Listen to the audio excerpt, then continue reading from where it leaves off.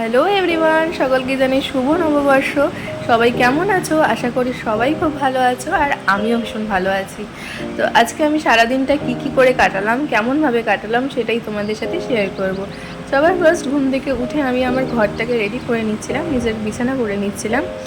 দেন তারপরে যেহেতু আজকে পয়লা বৈশাখ, তাই নতুন জামা কাপড় তো পরতেই হবে, সেটা পরেই রেডি হয়ে যাচ্ছিলাম।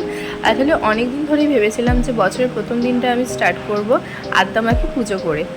তো সেই জন্যই বাইরে যেহেতু বেরোতে হবে, আর বাইরে ভীষণ রোদ, তাই নিজেকে একটু তৈরি করে নিয়েছিলাম হালকা ময়শ্চারাইজার, সানস্ক্রিন আর লিপস্টিক, এভাবেই যেমন টুকটাক। এই তো আমি রেডি। কেমন লাগছে আমাকে জানিও।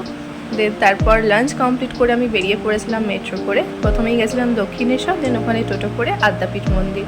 মার কাছে এটাই চাওয়া যেন সারা বছর সবার খুব ভালো কাটুক। দেন ওখান থেকে বেলুড় মঠ যাবো ভেবেছিলাম, লঞ্চ পার করে নিয়েছিলাম।